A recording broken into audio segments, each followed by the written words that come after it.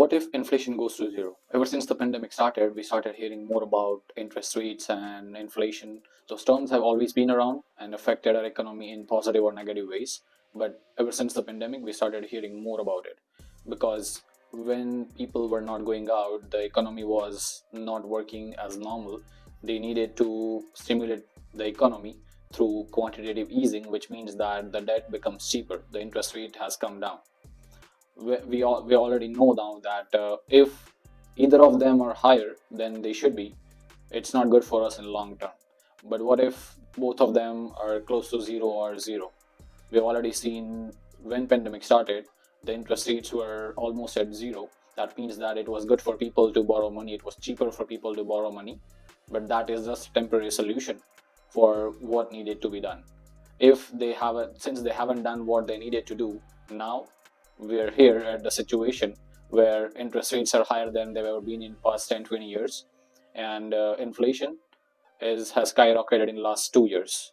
So we already know the effects of zero or almost zero interest rates, but now let's understand the role of inflation in an economy.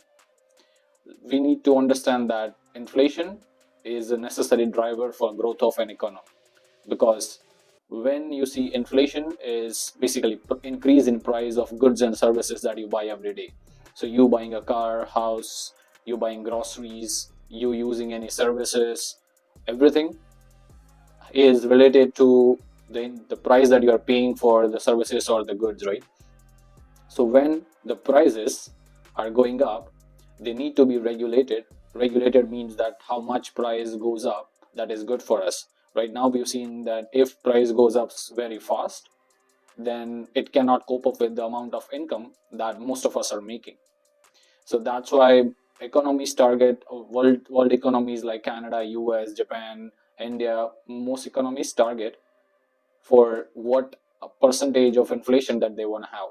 So 2 to 3% is the target for most countries.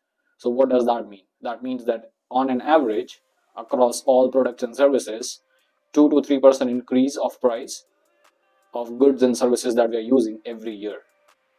That is what they think is an ideal way to deal with growth of an economy. You see the prices are increasing, but only at a pace where our incomes can keep up with that.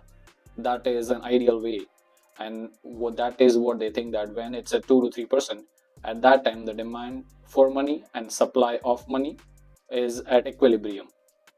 So it's at perfect state, and we are a growing economy during that time, and we can sustain that growth for long term if inflation stays at 2 to 3%. But in a case where the economy is growing at 2 to 3%, and we're seeing increase in profits, we're seeing businesses making more money, we're seeing prices of goods and services are increasing, that means the economy as a whole is growing as well. So at the end of the day, all of that money that business is making, some of that is going to convert into increase in pay that employees are getting, pays or commission that salespeople are getting paid. So that is what it happens, and that's when people has more buying power. They can buy more stuff. The price of that is increasing at a steady pace. That is a utopia, you could say that.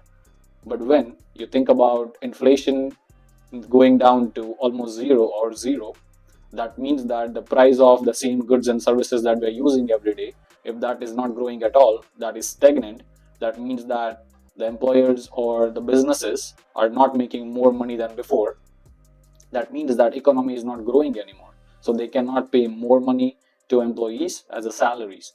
So that means everything across the board is stagnant, nothing is growing. That means that economy is not growing, and we are at the same place we have been in a year or 2 year, if that were to happen.